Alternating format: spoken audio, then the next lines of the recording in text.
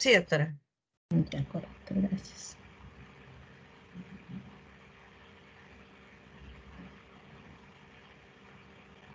Un ratito que cargue. Está un poco lenta mi señal.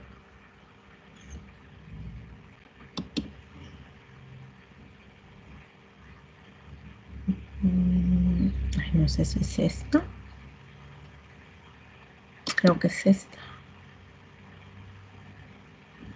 ¿Se logra ver? Sí se ve, doctora. Se ve, ¿no? Ya. Quiero ponerlo en... No puedo agrandarlo allá. Bueno, vamos a ver lo que es hemorragia. ¿De qué rotaciones vienen ustedes? Bueno, algunos están llevando gastro, otros ya llevaron, ¿no? Y el resto de los grupos, ¿de qué rotaciones vienen de clínica?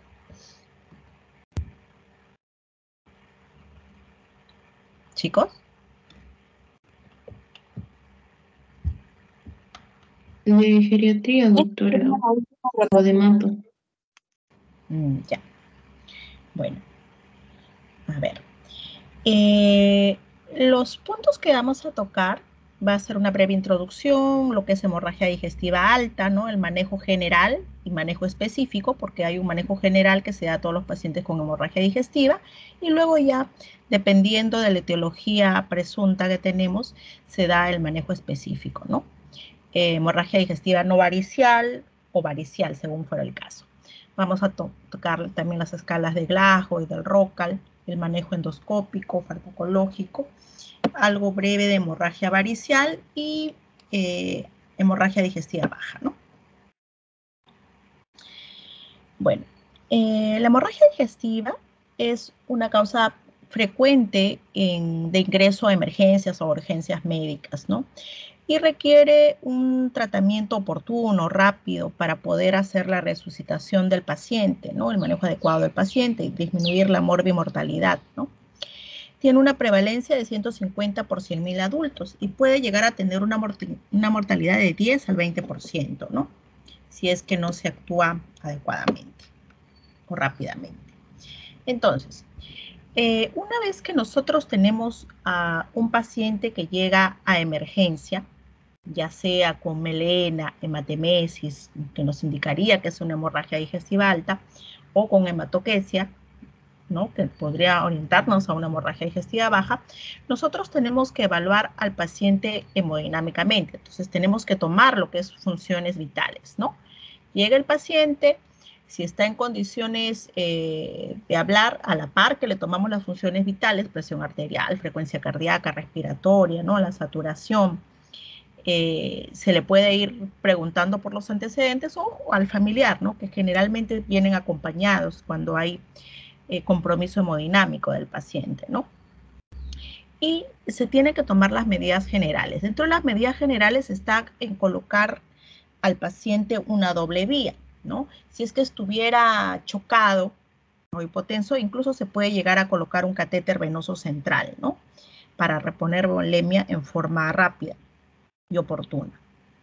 Entonces, dentro de las manifestaciones de la hemorragia digestiva alta, como les mencioné, está la melena, la hematemesis, y puede haber manifestaciones sistémicas, hemodinámicas, como la sudoración y la lipotimia del paciente, ¿no? ¿A qué llamamos melena? ¿Cómo definimos la melena?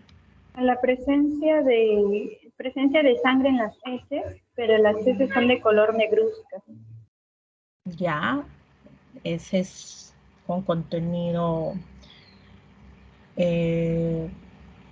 color negro, ¿no? Un olor fétido. Entonces, en realidad es sangre mezclada con heces, como lo has dicho, ¿no? Pero no es pequeñas cantidades, ¿no? Generalmente tiende a ser una cantidad importante para que pueda tener esa característica que ustedes ven en la parte inferior, ¿no? De lejos parece una mazamorra morada, pero si te ves más cerca, tiene un color negruzco como la brea que lo describe, ¿no? ¿Esto debido a qué es? ¿Por qué tiene esa coloración negruzca? producto de una hemorragia digestiva alta, que esto quiere decir que es por encima del ángulo de Treis. Si en caso sea una úlcera a nivel gástrico, el ácido conjunto a la sangre hace ese color. Ya. Uno es el ácido. ¿Qué más? ¿Qué pasa con esa sangre? ¿Qué sufre? Una hemólisis. ¿Una qué?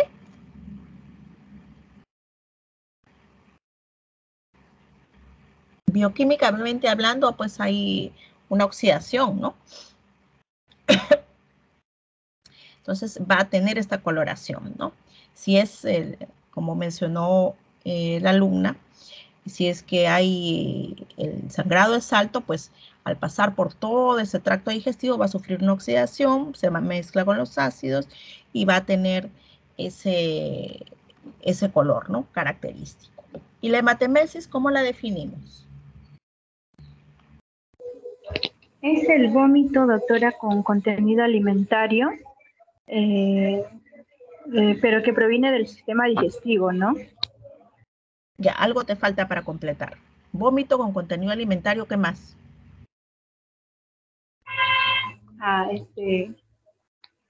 Con presencia de sangre también. Claro, ¿no? Es un vómito de sangre y puede tener contenido alimentario. Ya, eso lo diferenciamos de la hemoptisis, ¿no es cierto? La hemoptisis viene del tracto respiratorio, generalmente viene prevenido o precedido de tos. En cambio, para una hematemesis de arcadas generalmente, ¿no? Tiene la arcada y presenta el vómito de sangre. Y bueno, va a tener las manifestaciones hemodinámicas, hipotensión, sudoración, lipotimia, incluso si es que es muy rápido, ¿no? Entonces, ¿qué hacemos con este paciente después de colocarle doble vía? Tenemos que pasarle fluidos, ¿no? Y dentro de los fluidos que se le pasa, están los cristaloides principalmente, ¿no? Una vez hacemos un examen físico rápido, ¿no? Obviamente, cardiovascular, respiratorio, abdomen, tacto rectal, hay que realizar el tacto rectal a todo paciente que viene con hemorragia digestiva para corroborar si es que no estamos viendo el sangrado, ¿no? Si es que el paciente no sangra delante de nosotros, porque a veces llega el paciente y en ese momento presenta la hematemesis, ¿no? O no tiene la melena franca. Al evaluarlo, entonces el médico tiene que realizar el tacto rectal y ahí van a evaluar las características del sangrado, ¿no? Entonces es importante realizar una buena anamnesis, ya sea directa o indirecta, confirmar que sea una hemorragia digestiva alta. Hay casos en que el paciente puede haber sangrado en poca cantidad y no presenta una manifestación hemodinámica importante, pero sí se corrobora que hay sangrado, ¿no? De repente ese paciente de todas maneras requiere una endoscopía, ¿no? Ahora, el poner doble vía periférica asegura, uno, la reposición de fluidos y la otra es para transfusión de paquetes globulares, ¿no? Cuando el paciente nos llega a emergencia, ya le pusimos doble vía, repusimos cristaloides, ¿no? Cloruro de sodio generalmente, que es lo que se repone. Vamos y ya hicimos nuestro examen físico. Obviamente hay que preguntar por los antecedentes del paciente, ¿no? Dentro de los antecedentes, ¿qué será importante preguntar o considerar? El consumo de AINES. Correcto. Consumo de AINES que nos puede provocar gastritis erosiva, úlcera péptica. ¿Qué más?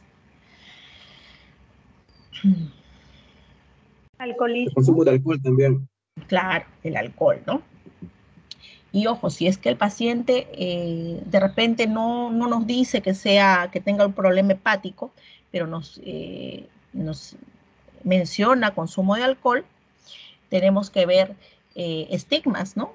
O mirar al paciente, desde que lo recibimos también, para qué nos orienta, ¿no? Hay estigmas hepáticos que sin que el paciente nos diga, ya uno sospecha, ¿no? Este es por cirrosis hepática o probablemente hipertensión portal, ¿no? Entonces tenemos que orientarnos viendo al paciente. También hay que preguntar, pues, en algunos casos por ingesta de sustancias corrosivas, ¿no? Etcétera. Pedimos un examen, una bioquímica básica, ¿no? ¿Qué es lo que pediríamos en esa bioquímica básica? a un paciente con hemorragia digestiva?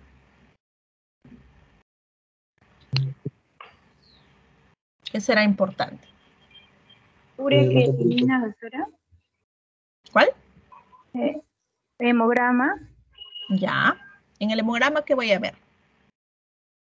Hemoglobina, Correcto. Que tiene Leucocitos, hemoglobina, las plaquetas también, ¿no? Volumen corpuscular. Ahí nos va a orientar si es una anemia aguda o una anemia crónica de repente, ¿no? Dependiendo. Ya. Pónganse que el hematocrito esté en 30. ¿Cuánto corresponde su valor de hemoglobina? 10. 10, correcto, ¿no? Generalmente el hematocrito está en una relación de 3 a 1 con la hemoglobina. Entonces, ¿a partir de qué valor de hematocrito y o hemoglobina yo debo considerar la transfusión? Que es necesario una transfusión de paquete globular. Menor de 7. A partir de 7. Sí, se menciona se tiene que considerar si nosotros, comorbilidades, ¿no?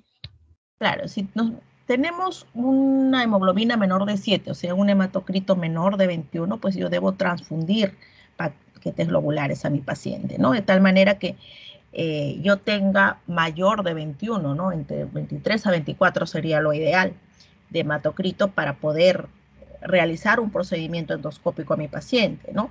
Ahora, este valor se debe incrementar si es que el paciente es cardíaco, si es que es renal o cirrótico, el valor pues debería ser un poquito mayor, ¿no? Un hematocrito en 27, 26 se acepta, ¿no? O sea, va a requerir una mayor cantidad de transfusión de paquete globular, ¿no?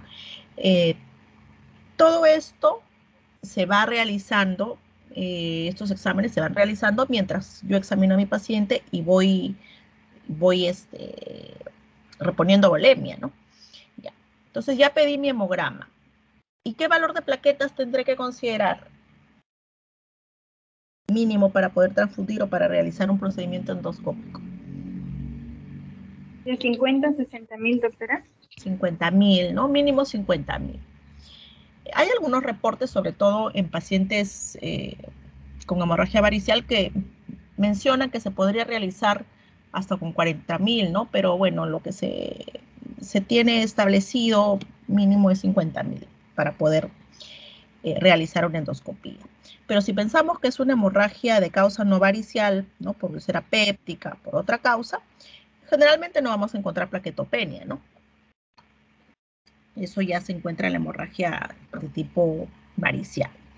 Entonces, retomamos. Doble vía en el paciente, hacer un examen adecuado, el tacto rectal. Antiguamente se hablaba de colocación de sonda nasogástrica en el paciente con hemorragia digestiva, pero esto ya se ha ido dejando de lado, ¿no? Solamente se usa sonda nasogástrica cuando el paciente tuviera un sangrado muy profuso y el abdomen estuviera balonado con matidez, o sea, tuviera contenido hemático en la cavidad gástrica, ¿no? En ese caso, para descomprimir, se coloca la sonda nasogástrica, si no, no. El paciente queda en NPO, o sea, sin ingerir alimentos, obviamente porque está sangrando, ¿no? Tenemos que estratificar este riesgo, este grado de hemorragia digestiva, saturar al paciente si es que lo vemos muy diaforético y evaluar su estado de conciencia, ¿no? Entonces, hemos pedido hemograma. ¿Qué otra cosa será importante pedir dentro de los exámenes auxiliares o dentro del laboratorio? Para transfundirle, si es que fuese necesario, le debemos pedir un grupo y factor. Correcto, ¿no? Grupo factor. Es necesario para saber qué tipo de sangre le voy a pasar al paciente, ¿no? Y otra de las cosas, otro de los exámenes es la coagulación, ¿no? De repente este paciente usa anticoagulantes o por problemas cardíacos, ¿no? Tiene una prótesis cardíaca, una insuficiencia cardíaca, entonces yo tengo que ver qué fármacos también está consumiendo el paciente que puedan provocar que su coagulación esté alterada y pueda ser causa de sangrado sin necesidad de llegar a una úlcera, ¿no? A veces sangra solamente superficialmente, por decirlo, ¿no? Y es por sobre anticoagulación, que así se llama, ¿no? En la al solicitar esto, yo tengo que solicitar el INR, ¿no? Que es un índice estandarizado a nivel internacional, que nos va a indicar un valor también dentro de lo cual el paciente está permitido usar los anticoagulantes, ¿no? Y que no hay riesgo de sangrado. En caso de estar prolongado este INR o el tiempo de protombina en su defecto, que es también lo que nos indica, se le puede colocar vitamina K endovenoso o intramuscular de no ser cirrótico para favorecer la coagulación, ¿no? Y también algunos factores protrombínicos. Hay algunos fármacos que se mencionan, aparte de la heparina, como el dabigatran, el rivaroxaban, ¿no? Entonces, estos tienen que suspenderse tratamiento, obviamente, si es que el paciente llega con ese antecedente de ser cardíaco y usar anticoagulantes, si está sangrando, ¿no? Tiene melena, hematemesis, de repente tomó hasta el día de la mañana y está llegando en la tarde, pues se suspende, ¿no? Y poder transfundir estos paquetes protombínicos favorece calmar el sangrado, ¿no? De haber este antecedente. Entonces, interrogar por los AINES, ¿no? Los anticoagulantes, descartar que no tenga estimas hepáticos, que no tenga citis o signos de hipertensión portal, ¿no? Para poder orientarnos al tratamiento. Estabilización hemodinámica del paciente, ¿no? Es importante poder completar la afiliación, la anamnesis con el familiar y hacer el examen físico, que tiene que ser rápido, pero no por eso saltearnos el cardiovascular, el respiratorio, que son importantes para poder determinar alguna otra patología y evaluar el grado de severidad que pueda tener o compromiso este paciente, ¿no? Entonces, tenemos varias clasificaciones que nos pueden indicar el riesgo de complicaciones, ¿no? El alto o bajo riesgo de complicaciones. Y la necesidad de hacer una endoscopia alta en forma muy pronta, urgente, o definir el alta hospitalaria. Dentro de ellas tenemos la escala de Glasgow o Bradford, ¿no? Que tiene un grado de recomendación fuerte, calidad de evidencia moderada, y la escala de Rockall, que vamos a ver por acá. Entonces, ¿qué factores toma la escala de Glasgow-Bradford, ¿no? Es un riesgo bajo cuando tiene 0 a 2 puntos y un alto riesgo cuando es de 3 puntos a más. Entonces, nosotros vamos a tener acá la urea sérica en milimoles, la hemoglobina en varones, hemoglobina en mujeres, presión arterial sistólica, y hay otros marcadores como la frecuencia cardíaca mayor de 100, la presentación de melenas, presentación de síncope, el tener enfermedad hepática o insuficiencia cardíaca. Cada uno le da un puntaje, ¿no? Entonces, igual la urea sérica tiene sus rangos y según eso un puntaje, ¿no? La hemoglobina en varones igual tiene sus rangos según esos puntajes. Entonces, al yo contabilizar la suma de esos puntajes, me va a dar una escala de Glasgow-Bradford 0, 2 o más de 3 de repente, ¿no? De repente yo tengo que la urea está en más de 25, ¿no? Tiene sus valores normales, pues también la urea, ¿no? La urea se eleva durante el sangrado, ¿no? Cuando hay hemorragia digestiva puede elevarse. En algunos casos más que en otros. Entonces, esto es lo que me indica escala de Glasgow y Bradford para ver riesgo, ¿no? De sangrado. Ahora, ¿qué nos dice el índice de Rockall? El índice de Rockall nos va a evaluar variables preendoscópicas y también posendoscópicas, ¿no? Dentro de las preendoscópicas están la edad, está el que tenga shock, la presión arterial sistólica, ¿no? Mayor o igual de 100 o menor de 100, y si tiene comorbilidades, ¿no? Cada uno con un puntaje. Miren, si es una edad menor de 60, 0 puntos. Si es de 60 a 79, 1 punto. Va aumentando conforme progresa la edad. Mayor de 80 años, 2 puntos. Si la presión arterial sistólica es mayor de 100, 0 puntos. Pero si está hipotenso, chocado, ¿no? Esa presión arterial sistólica menos de 100, también tiene un puntaje, ¿no? Si hay una enfermedad sobreagregada, insuficiencia cardíaca, cardiopatía isquémica, falla renal, falla hepática, metástasis, miren, llega hasta 3 puntos. Ahora, esto tiene su puntaje preendoscópico. Y posendoscópico yo tengo que valorar el tipo de lesión que sangró. Por decir, si es un desgarro de Mallory-Weiss, que generalmente no tiene una implicancia mayor, 0 puntos. Pero si tiene otros diagnósticos, de repente úlcera péptica o una neoplasia como causa de sangrado, o dependiendo del tipo de úlcera, voy a darle un puntaje, pues, ¿no? Puede llegar hasta 2 puntos. Entonces, evaluando esta escala de Rockall puede ser con una alta pronta de 0 a 2 puntos y un riesgo alto de resangrado de 6 a 12 puntos, ¿no? Miren, va con 2 puntos, un resangrado hasta el 5%, de 3 a 5 puntos, de 6 a 15%, y más de 15, pues igual a 25% cuando tiene de 6 a 12 puntos, ¿no? Puede, conforme aumenta el riesgo de resangrado, aumenta también la mortalidad. ¿Qué criterios debo tener yo para la transfusión? En hemorragia y shock, el hematocrito va a reflejar el grado de pérdida sanguínea, ¿no? Entonces, como ya habíamos mencionado, tenemos que reponer cristaloides y luego los paquetes globulares hasta poder estabilizar al paciente hemodinámicamente. En cuanto a los criterios de transfusión, ya habíamos conversado, si es una hemoglobina menor de 7 gramos por decilitro o hematocrito menor de 21, entonces debo pues transfundir paquetes globulares, ¿no? La indicación es por lo menos mantener en 23 o 24, debe estar más de este valor.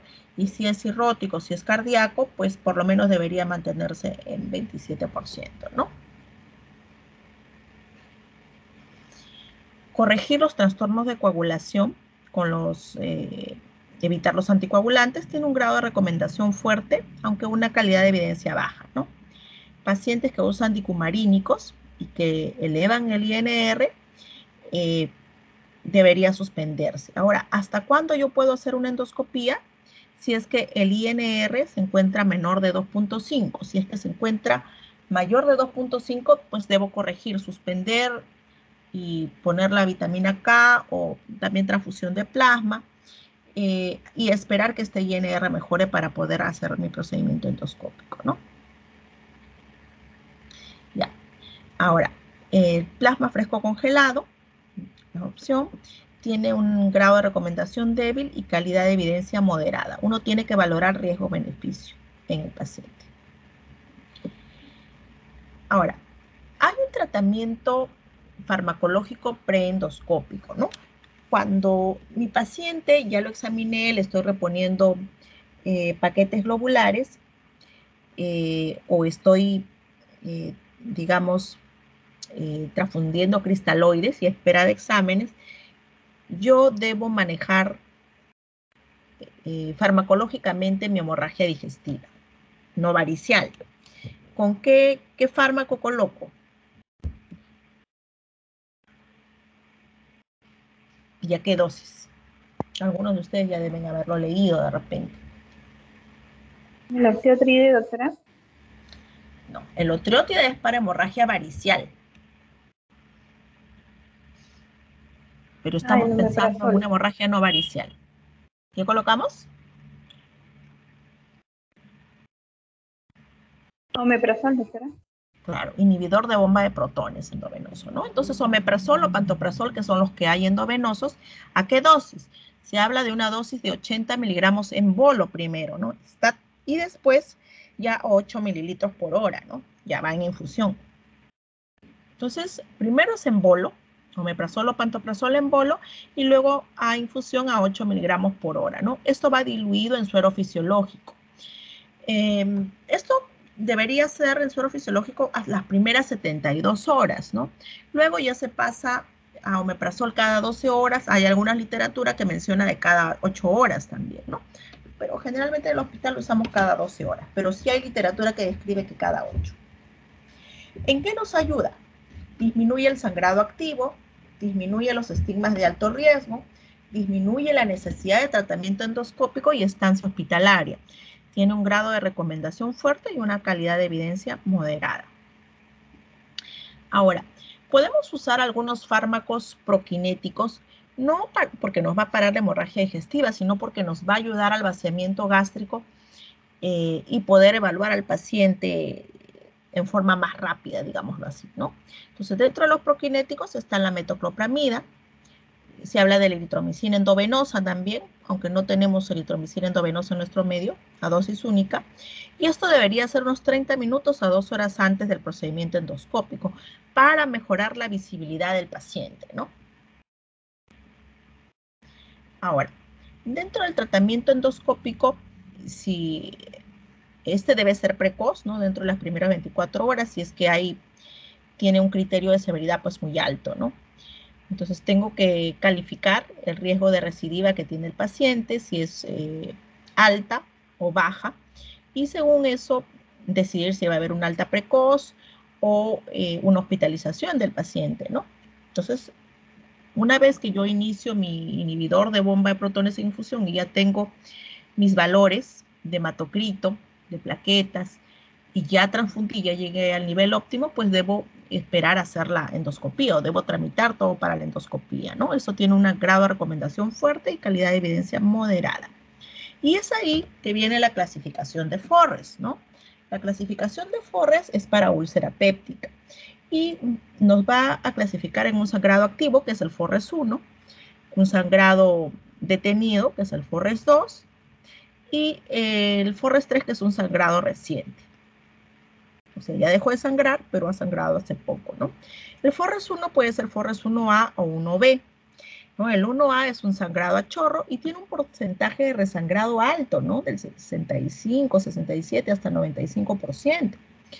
El Forres 1B es un sangrado en napa o en sábana, como ven en la figura, ¿no? También tiene un porcentaje de resangrado alto, va de 65, 95%.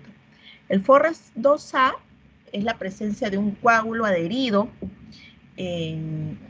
o de un vaso visible, perdón, en el nicho ulceroso, pero no sangra, pero puede sangrar en cualquier momento, ¿no?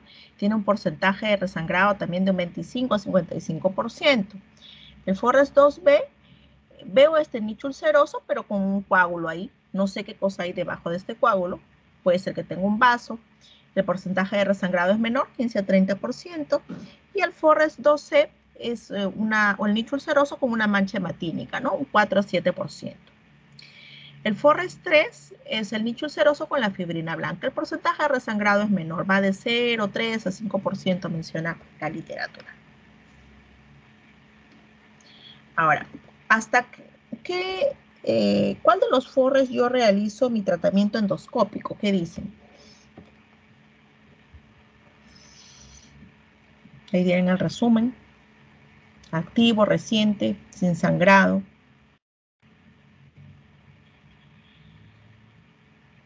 ¿Hasta qué grado de la clasificación Forres yo debería realizar un tratamiento endoscópico? 2B.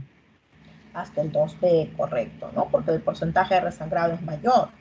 Y nosotros tenemos también varias formas de hacer tratamiento endoscópico, ¿no?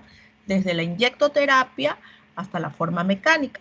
En la inyectoterapia tenemos la adrenalina con el cloruro de sodio y tenemos también la mecánica, que son con clips. Teníamos también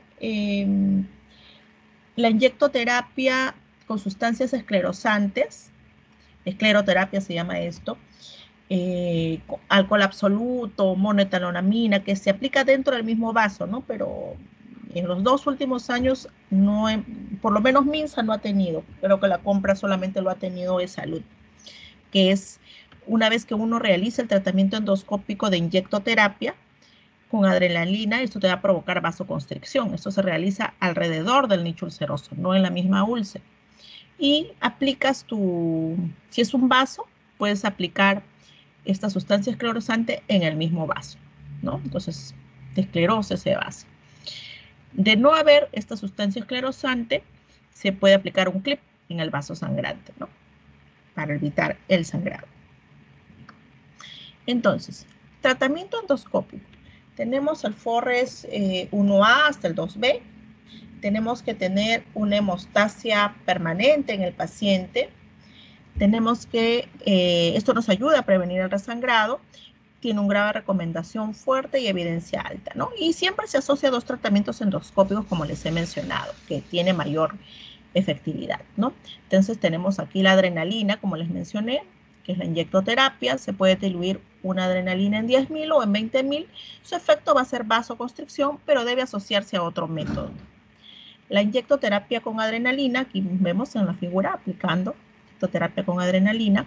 Tenemos métodos térmicos también, dentro de ellos el argón plasma, la termocoagulación, ¿no? Aquí vemos algunas lesiones, generalmente post-radiación, que ha tenido en el colon o alguna parte de la mucosa, y se están cauterizando con el argón plasma coagulación.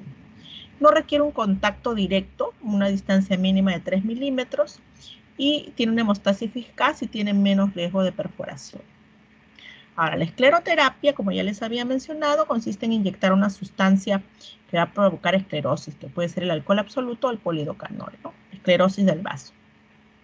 Y dentro de los métodos mecánicos tenemos los clips y las ligas, para algunas lesiones vasculares, angiodisplasias de la foie.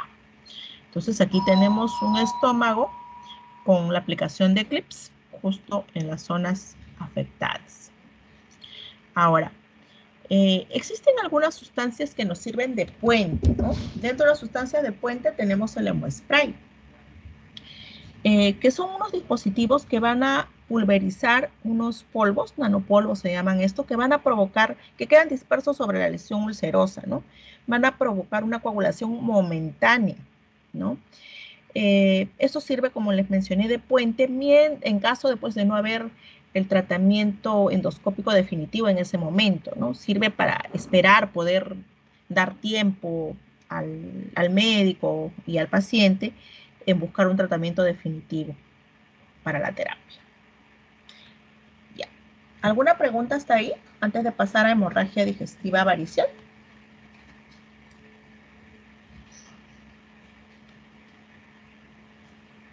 Doctora, lo que hemos visto ahorita es hemorragia digestiva alta y baja, ¿cierto?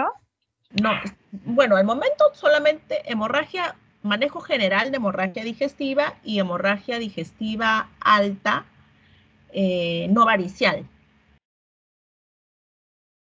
O sea, por causa péptica, ¿no? Generalmente, pero no es la única causa. Recién vamos a pasar a doctora, ¿y estos pacientes? ¿Cómo? Ya. ¿Y estos pacientes también pueden presentar ascitis?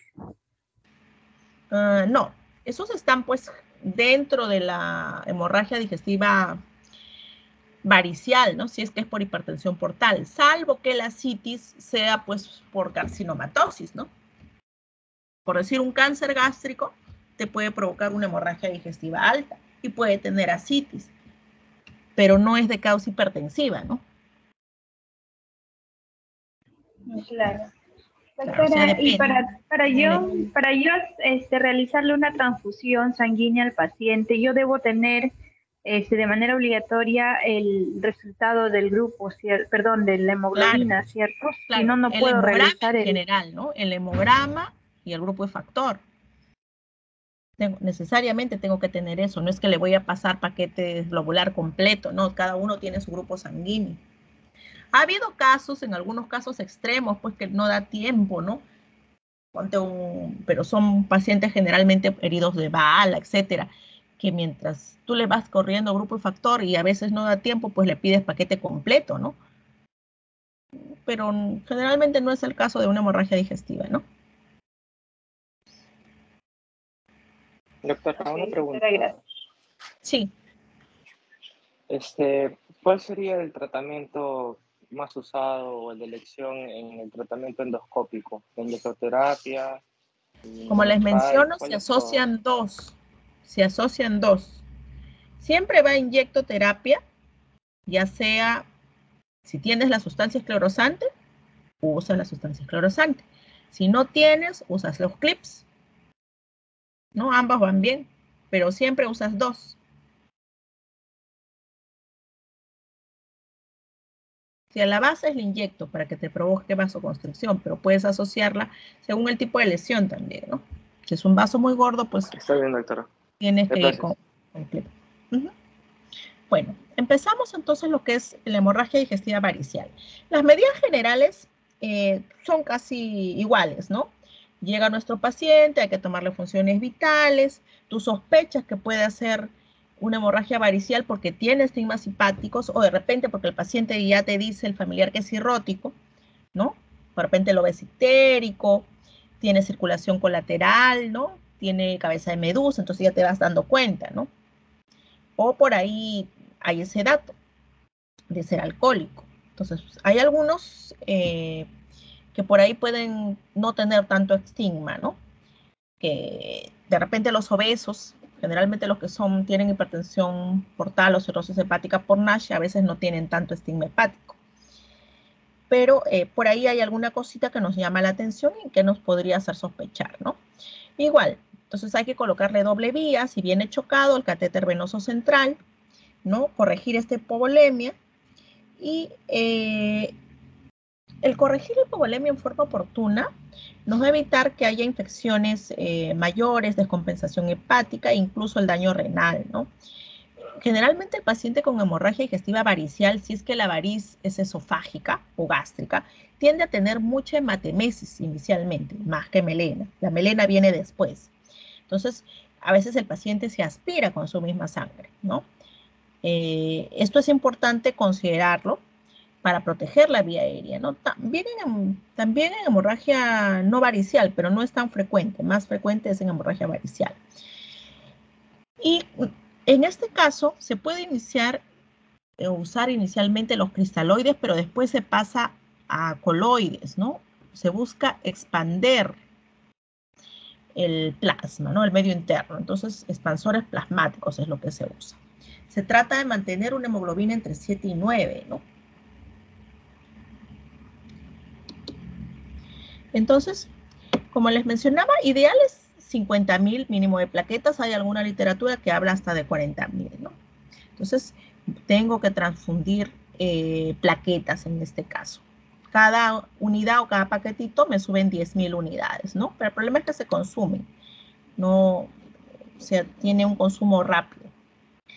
Ahora, si mi sospecha es que el paciente tenga una hemorragia digestiva varicial, ¿qué cosa voy a usar de fármacos? Aquí es cuando uso los vasoactivos, ¿no? O los vasoconstrictores esplácnicos. Estos van a actuar disminuyendo la presión a este nivel, ¿no? La presión sistémica. Entonces ahí tenemos la terlipresina, somatostatina, el otrioide, ¿no? Disminuyen el flujo sanguíneo arterial esplácnico y el flujo venoso portocolateral, de tal manera que va a haber una hipotensión en el paciente. Y de esa manera disminuye también la presión en las variz gástrica o digamos, o esofágica, ¿no? Entonces tenemos, por ejemplo, la terlipresina. La terlipresina es un análogo de la vasopresina, ¿no? Se va a liberar en forma lenta, se administra en forma endovenosa. Siempre se pone estos fármacos primero en bolo y luego a una dosis, digamos, de mantenimiento, ¿no? Pues, se mantienen hasta 5 días en infusión. La somatostatina también es un péptido natural, tiene un efecto vasoconstrictor, va a inhibir sobre péptidos vasodilatadores esplácnicos, una vida media corta de 3 minutos, por eso es que se debe administrar en infusión, ¿no? O sea, dura poquito tiempo, por eso es que en las primeras 72 horas hasta 5 días tú tienes que usar en infusión estos fármacos, mientras que te da tiempo de sacar sus análisis y ver ya la posibilidad de endoscopía, ¿no? Entonces se recomienda a 250 microgramos por hora, precedido de un bolo inicial y luego ya en infusión. El otrioide. El otrioide es un análogo de somatostatina, tiene una vida media un poquito mayor de 2 horas. Se administra primero en bolo, ¿no? 50 miligramos en bolo stat y luego ya pasa a infusión, ¿no? De 25 a 50 microgramos. Tiene el efecto hipotensor, baja la presión a nivel de las varices gástricas y esofágicas. Puede haber hiperglicemia, que es el efecto frecuente más adverso, ¿no? Y se mantiene durante 5 días. Ahora, eso es el tratamiento farmacológico, ¿no? Una vez que nosotros ya veamos nuestro hemograma, veamos nuestro nivel de plaquetas mínimo tiene que estar 50.000, y el hematocrito aceptable, o sea, ya transfundimos, está en 23, 50% mínimo, entonces pasamos a hacer la endoscopía, pues, ¿no? Y aquí vamos a encontrarnos con las varices esofágicas o las varices gástricas. ¿Cómo se tratarán las varices esofágicas? ¿Qué piensan?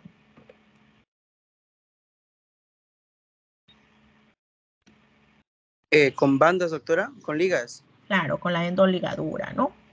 En realidad hay dos opciones, la endoligadura, la colocación de las ligas y la escleroterapia. Ideal, inicialmente, son las endoligaduras, ¿no? Estos se colocan ligas en forma helicoidal desde la parte más próxima a la unión esófago-gástrica, dejando más o menos 1 o 2 centímetros y comienzas a ligar hacia arriba, ¿no? Y ya cuando el paciente tiene, por decir, varias sesiones de ligadura, el tejido se va poniendo más retráctil y a veces vuelve a formar. En este caso se usa la escleroterapia porque el tejido se vuelve duro, ya no aspira, ya no para poder ligar, ¿no? Pero idealmente, inicialmente es la endoligadura. Ahora, el colocar las ligas, para esto se ingresa con el endoscopio, viene con ese dispositivo en la parte distal, se aspira y se forman como unas tetitas, ¿no? Y ahí ¡pum!, dispara la liga. Esto va a provocar necrosis isquémica de la mucosa y de la submucosa, fibrosis y obliteración de la variz, ¿no? Miren aquí las varices ligadas, pero también puede haber complicaciones, ¿no? Dentro de las complicaciones puede haber ulceración, dolor retroesternal, estenosis esofágica, sobre todo cuando la aspiración es muy grande o coge algo de mucosa, puede haber hasta úlcera y a veces cuando cae esta liga, porque esta liga cae al cuarto o quinto día, puede haber sangrado, ¿no? Y puede dejar una ulceración, puede haber broncoaspiración, a veces la liga no está mal colocada, no fijó bien y se puede pasar a la parte respiratoria. Puede dar una mediastinitis incluso. La escleroterapia. La escleroterapia consiste en ingresar con el endoscopio, se ingresa un catéter con una aguja y mediante eso se aplica unas sustancias, ¿no? Dentro de estas sustancias esclerosantes está el polidocanol, alcohol absoluto y monoetalonamida que ya habíamos mencionado. Ahora, ¿qué tratamiento yo voy a dar a la variz gástrica? ¿No? La variz gástrica sí tiene un tratamiento diferente que es mediante la aplicación de una sustancia que se llama el cianocrilato, ¿no? N-butil-2-cianocrilato. En realidad, lo que va a provocar es una obturación de la variz, ¿no? Estas varices GOP1 vienen a ser una prolongación de las varices esofágicas que se encuentran hacia la curvatura menor y se trata con cianocrilato. Y las GOP2 que vienen por la curvatura mayor, en algunos casos podrían ligarse, ¿no? En algunos casos extremos. Pero también se pueden realizar la obturación. Tenemos las varices aisladas, IgB1 y IgB2, generalmente también. Entonces, aquí tenemos los esquemas del estómago con la presencia de varices. Miren, aquí estamos viendo el endoscopio a la vuelta en U. Vemos una variz en forma tumoral. Y aquí hay un esquema de la distribución de las varices, ¿no? Entonces la varice puede estar en el esófago y venir hacia la curvatura menor, es GOP1, venir del esófago hacia la curvatura mayor, GOP2, y si están aisladas, que las siglas están en inglés de Island, variz gástrica en fondo gástrico, IgB1 o IgB2, ¿no? Esto es más que nada para el endoscopista. Pero bueno, es necesario que lo conozcan también. Ahora, aquí se está aplicando el cianocrilato en una variz gástrica, ¿no? Entonces, eso es un adhesivo de secado rápido que va a obturar el vaso. Ahora, cuando el paciente con hipertensión portal o cirrótico sangra, una vez ya estabilizado el paciente y haberle realizado su tratamiento endoscópico, otra de los factores que tenemos que controlar es que el paciente nos puede hacer encefalopatía por esa retención de sustancias nitrogenadas en el tracto digestivo, ¿no? Y es ahí que usamos los enemas de lactulosa, que se diluyen en 200 de lactulosa, 700 de agua, para poderle colocar cada 8 horas, o si el paciente está consciente, también vía oral, pero también tiene que ir acompañado de enemas para que no me haga encefalopatía, ¿no? Y después ya se va bajando la dosis. Ahora, otra de las medidas que recomienda Baveno, ahorita ya estamos en Baveno 6, se mantiene la recomendación de que cuando es una hemorragia digestiva varicial, yo tengo que usar antibióticos, ¿no? ¿Qué tipo de antibióticos se recomiendan endovenoso en el sangrado de hemorragia digestiva varicial? Las quinolonas o las cefalosporinas, ¿no? De tercera generación. 1 gramo cada 24 horas, en el caso de cefalosporina, porque es preventivo, ¿no? Y bueno, vía oral, esto es cuando el paciente está en un grado Charles-Purcé, ¿no? Puede usarse vía oral 400 miligramos 2 veces al día. Si es que hubiera, ¿no? Pero si no, lo que se usa es endovenoso, quinolona o cefalosporina. Perdón. Entonces, puede haber también criterios de fracaso para el control del sangrado, ¿no? Ahí tengo que ver el episodio de sangrado varicial es de 120 horas, o sea, 5 días. Entonces, aquí tengo que definir el sangrado dependiendo de la necesidad de la terapia, ¿no? De acuerdo a varios criterios, ¿no?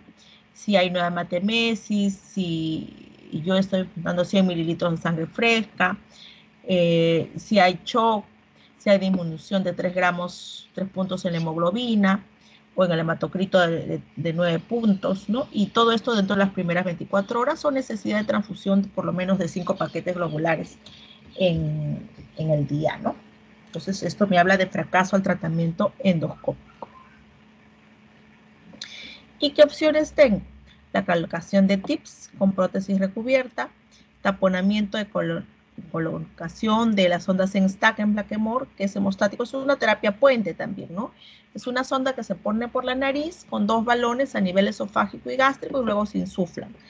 Esto puede permanecer durante 24 horas en caso pues que yo no tuviera el tratamiento a la mano, ¿no? No tuviera el set de ligaduras.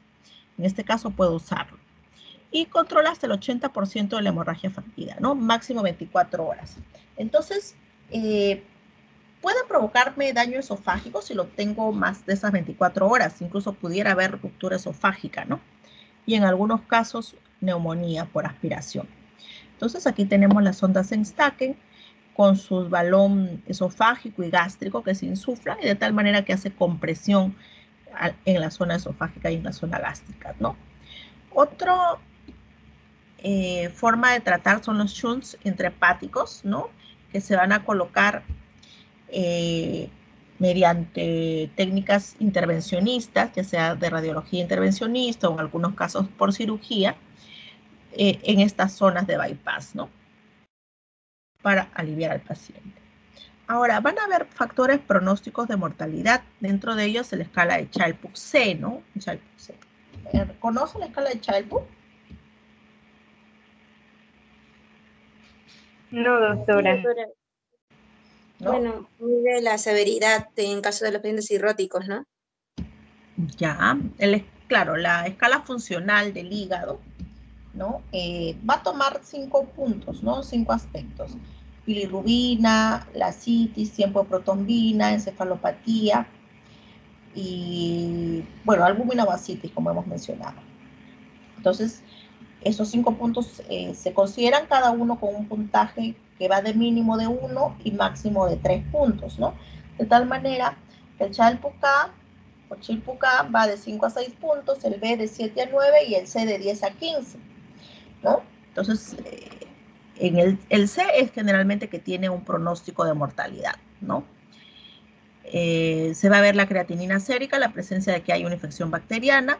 El MEL calibrado también me va a indicar el grado de mortalidad y factores pronósticos, ¿no? Y esto para evaluar dentro de las primeras semanas. Entonces, esto es hablando de consenso Baveno.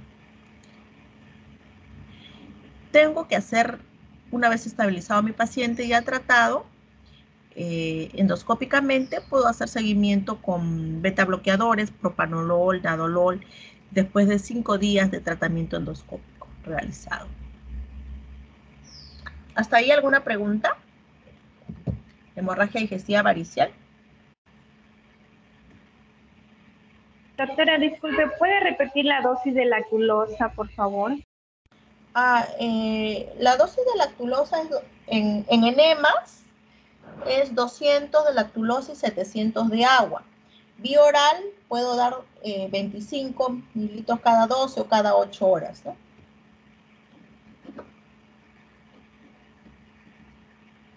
¿Alguna pregunta más? Gracias. Ya, pasamos a hemorragia digestiva baja. Entonces, ¿qué manifestaciones nos puede dar la hemorragia digestiva baja? Podemos tener rectorragia, hematoquesia y en algunos casos melena, ¿no? Cuando es una hemorragia de tránsito de intestino delgado, pudiera salir como melena, no es lo usual. La rectorragia se define pues como el sangrado rojo rutilante, ¿no? De la zona distal. Y la hematoquesia es un sangrado por la vía digestiva baja, pero un color más oscuro, un rojo grosella, ¿no? Entonces, nosotros podemos tener varias causas de hemorragia digestiva baja. Puede tocar cualquier parte del colon o del recto y va a depender del grupo etario también, ¿no? En la zona del ano tenemos la enfermedad, las hemorroides, ¿no? La enfermedad hemorroidal.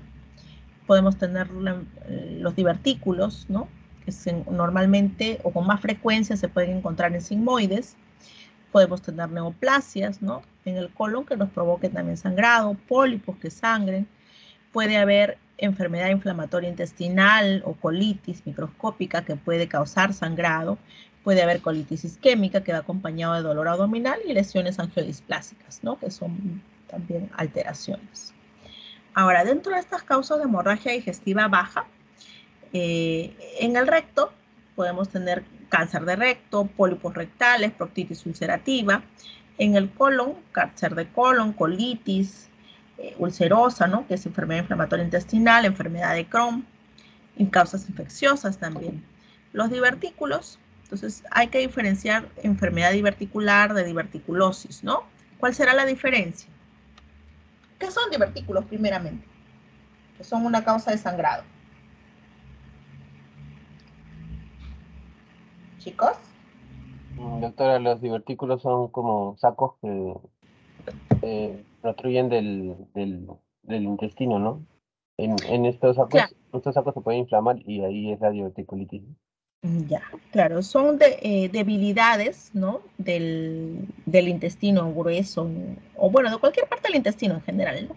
O de la vía digestiva, en la que estas debilidades comprometen pues tejido muscular, ¿no? Y tejido conectivo, se ven como unos hundimientos, ¿no? Hablamos de enfermedad diverticular cuando el paciente con divertículos tiene síntomas. Puede ser dolor o puede ser sangrado, ¿no? Y diverticulitis es cuando ya hay un compromiso inflamatorio y que va acompañado pues de leucocitosis, ¿no? Ya, ahora dentro de las causas anales de sangrado tenemos hemorroides, fisuras, fístulas, proctitis, criptitis y también hay neoplasias, ¿no? Vamos a ver un algoritmo de manejo. Si es una hemorragia aguda, bueno, se maneja, como ya hemos mencionado, con doble vía. Generalmente no da más tiempo a ser tratado, no es tan aparatoso como una hemorragia digestiva alta, pero por ahí hay algunas excepciones, ¿no? Tenemos que ver transfusión de hemoderivados, corrección de la coagulación, en caso de ser necesario, ¿no? Si el paciente estuviera muy inestable, se puede consultar cirugía, una tomografía con angiografía, ¿no? Con arteriografía, y cirugía sería la opción en caso de continuar el sangrado.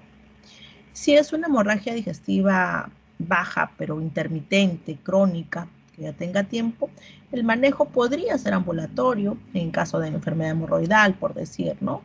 Si es que el paciente está estable, ¿no? Pero si hubiera inestabilidad, pues se tiene que realizar la colonoscopía para definir diagnóstico, definitivamente. Dentro de las medidas generales que habíamos mencionado, la hemorragia digestiva baja, bueno, la historia clínica, la anamnesis adecuada, el examen físico adecuado, cardiovascular, respiratorio, abdominal principalmente, tacto rectal, no se olviden, control de las funciones vitales, ¿no? Doble vía periférica según el compromiso hemodinámico. Y hay algunos factores de riesgo independientes predictivos de hemorragia digestiva baja grave, ¿no? Tener una frecuencia cardíaca mayor de 100, por decir, presión arterial sistólica menor de 115, que el paciente me haga síncope, que tenga un abdomen no doloroso, que haya hemorragia en las 4 horas de la evaluación, uso de aspirina y que tenga más de 2 comorbilidades, ¿no? Puede ser renal cardíaco, por decir. Si la hemorragia digestiva no es grave, puedo tener una vía periférica de un calibre grueso. Siempre se solicita de todas maneras hemograma, grupo y factor, coagulación, ¿no? Para poder evaluar a mi paciente, ¿no? Veo según el resultado transfusión de paquete globular y el manejo del paciente en caso de que estuviera estable, que pues, se tiene que decidir si va a haber un manejo ambulatorio o va para hospitalización. Si es una hemorragia digestiva grave, obviamente tengo que colocar al paciente doble vía o catéter venoso, una reposición rápida de volemia con cristaloides, ver transfusión una vez que tengo los resultados de la analítica, el hemograma, coagulación, urea, creatinina, perfil hepático, ¿no? El paciente se mantiene en ayunas, o sea, sin comer, hasta poder realizar el procedimiento, ¿no? Tengo que valorarle si hay inestabilidad hemodinámica, ¿no? Si hubiera inestabilidad hemodinámica, tengo que sondear a mi paciente para monitorizar la diuresis también. Si hubiera alteración de factores de coagulación, pues tengo que reponerlos. Fibrinógeno mayor de 1.5, plaquetas mayor de 50.000 y hay que valorar el uso de vitamina K. En algunos casos se solicita angiografía, ¿no? Cuando no se logra precisar causa de sangrado, ni en la parte alta ni en la parte baja. En estos casos se puede usar cápsula endoscópica o enteroscopía, ¿no? Entonces, tenemos algunos tratamientos para la hemorragia digestiva baja. Va a depender de la causa. Por decir, esta imagen que vemos acá son múltiples lesiones neovasculares, ¿no?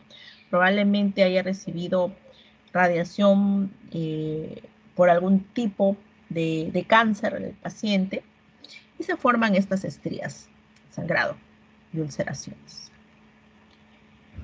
Aquí vemos divertículos y la presencia de un coagulito dentro del divertículo, ¿no?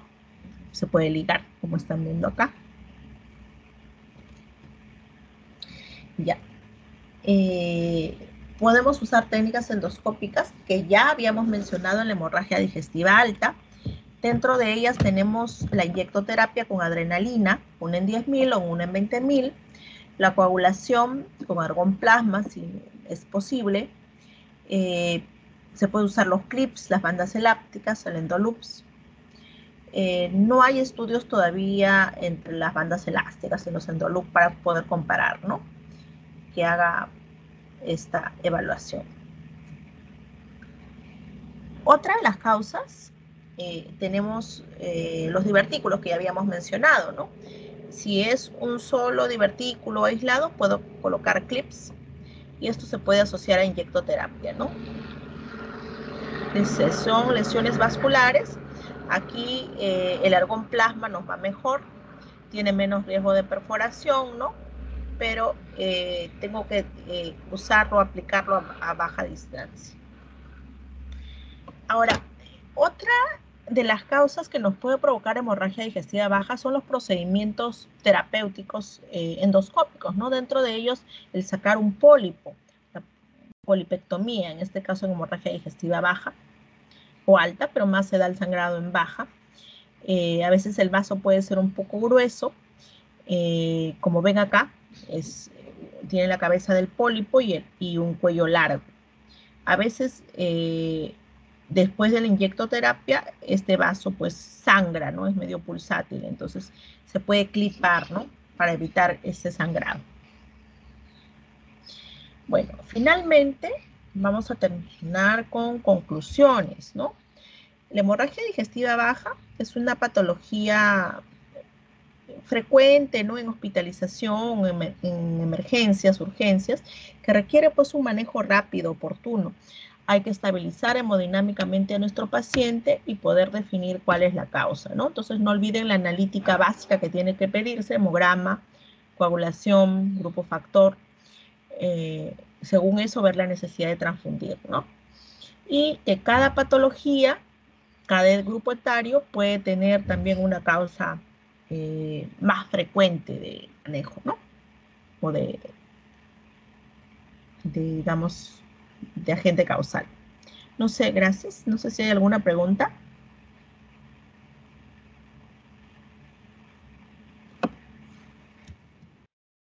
Chicos.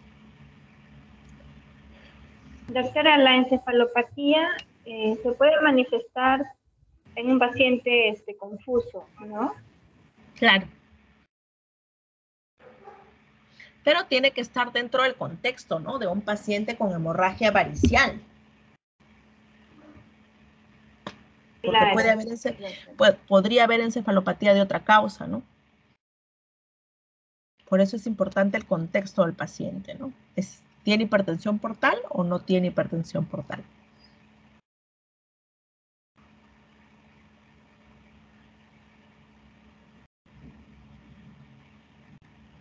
Chicos. Doctora. Sí. Entonces se le administra la lactulosa de forma preventiva, ¿verdad? Claro, ya después, para evitar encefalopatía a los pacientes con hemorragia varicial. No a los de no varicial, ¿no? Ya después de haber realizado mi tratamiento endoscópico. Entonces, doctora, es para prevenir la lactulosa, pero si ya el paciente está con encefalopatía y con todas las manifestaciones, si está con encefalopatía, ya no se le tengo que aplicar, pues igual tengo que aplicarle cada 8 horas, ¿no? Ya, doctora.